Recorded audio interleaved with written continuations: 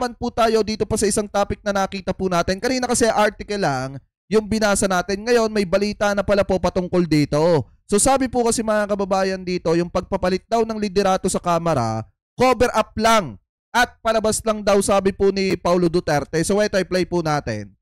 Palabas at cover up lang umano ang pagpapalit ng liderato sa Kamara. Ayon yan kay Davao City Congressman Paulo Duterte. Tapos pakinggan natin yung sagot mamaya ni yung interview mamaya ni Congressman Sandro Marcos patungkol po dito. Pero buwelta naman ni Congressman Sandro Marcos, baka yun daw ang gawain ni Pulong noon. Nagpapalik si Marian Enriquez. Bago pa man mag-resign bilang House Speaker si late Representative Martin Romualdez, may patutsada na si Davao City Representative Paulo Duterte sa pagpapalit ng liderato ng Kamara. Ayon kay Kong Pulong, mismong si Presidential son at House Majority Leader Sandro Marcos ang pumili kay Congressman Bogie D na pumalit kay Romualdez. Tama. Uulitin ko mga kababayan na nung panahon pa ni former President Ferdinand Marcos Sr., solid na po yung angkan ni Congressman Bogie D dito po sa mga Marcoses. Kaya nga yung grandfather ata yun o tatay ni Congressman Faustino Bogie D dito po sa mga Marcoses mga kababayan, masasabi po nating solido yung mga yan. Kasi unang-una, bukod sa Ilocano po, etong si Congressman Bogie D, yan po mga kababayan talagang masasabi po natin na napakabait. Kasi mismo mga taga Isabela ang nagsasabi na madali daw pong lapitan yan at napakaganda ng pagtrato po niyan sa mga constituent po niya, yung nasasakupan ng kanyang distrito. Ano po, anyway, tuloy pa natin. Na raw ang panloloko at tigilan na ang palabas. Kung gusto raw respetuhin ng tao ang gobyerno, dapat labanan ang korupsyon at walang cover-up. Agad namang rumesback ang batang Marcos sa anak ni dating Pangulong Duterte. Baka style niya yun nung anak siya ng Pangulo, pero I can assure you that we are consultative with all the party leaders. But kung nagpakita sana si Kong Pulong dito sa trabaho at sa session, baka makikita din niya. But I'm sure he's busy looking for the 51 billion that was spent in his district. Ayan biruin niyo mga kababayan ano kayang pakiramdam ni Paulo Duterte? Ang tanda-tanda na niya pero sinupalpal siya nung bata. Sinupalpal siya nung bata mga kababayan. Biruin niyo palabasin ba naman niya na cover up daw yung nangyari mga kababayan na pagpapalit ng liderato sa Kamara para lamang daw po i-absuelto ito pong si House Speaker Martin Romualdez. In the same time, para daw po mga kababayan nagpalit lang ng muka itong Kamara pero yung sistema ng corruption na andudon pa rin daw po kasi nga ang pumili daw po dito kay Congressman Bogie D walang iba. Kung hindi, ito pong si Congressman Sandro Marcos. Yan po yung pinapalabas ni Paulo Duterte na malaking inggit dito po kay Congressman Faustino Bogie D. Ano po, anyway, tuloy pa natin. Nilinaw naman ng kaalyado ni Romualdez na suportado ng dating speaker ang pumalit sa kanyang si Kong D. Speaker Romualdez is in a good mood at okay naman siya at nakapag-usap na sila ni incoming speaker Bogie D at katatapos lang ng leadership meeting. So, everything's well. Sa ngayon, wala pa. Saka tandaan nyo mga kababayan, napakatindi nung sinabi ni Congressman ni Congressman Sandro Marcos. Napakalupit napakatindi nun. Biruin nyo, kaya daw hindi pumupunta si Paulo Duterte do sa Kamara kasi busy sa paghahanap kung saan napunta yung 51 billion pesos.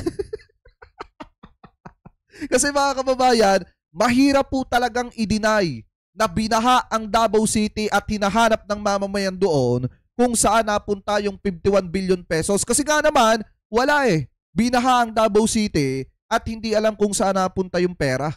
Ang laki ng 51 billion pesos. Tapos na nakakapagtaka pa dito, sa murang edad ng anak ni Paulo Duterte, nakapag-avail mga kababayan ng 160 outlet ng 7-Eleven.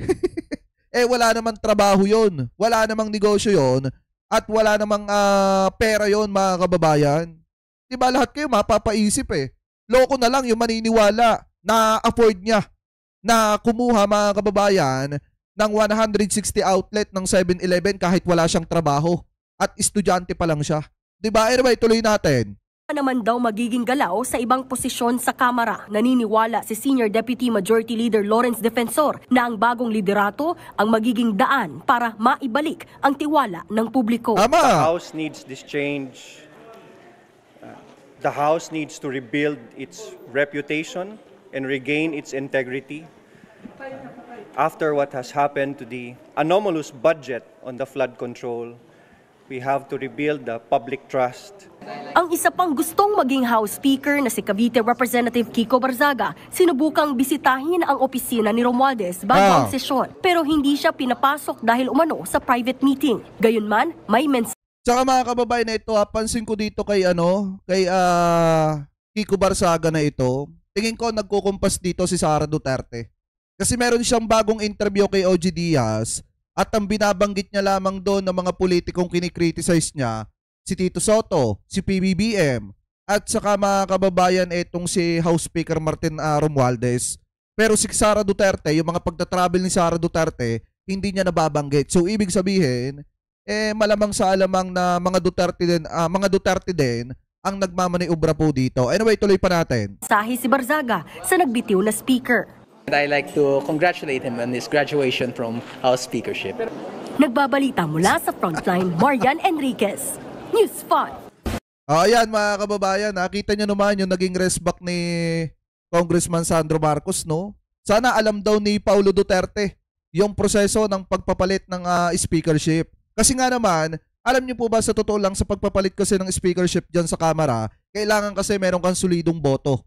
At least nasa 1/3 mga kababayan yung bumoboto sa'yo para, o kaya marami, mga nasa 200 plus, para maging speaker ka. Kung sino may pinakamaraming boto mga kababayan, siya yung hihirangin na speaker ng Kamara de Representantes. Hindi naman porkit gusto lang ni ganito, gusto lang ni ganyan, magiging speaker ka na.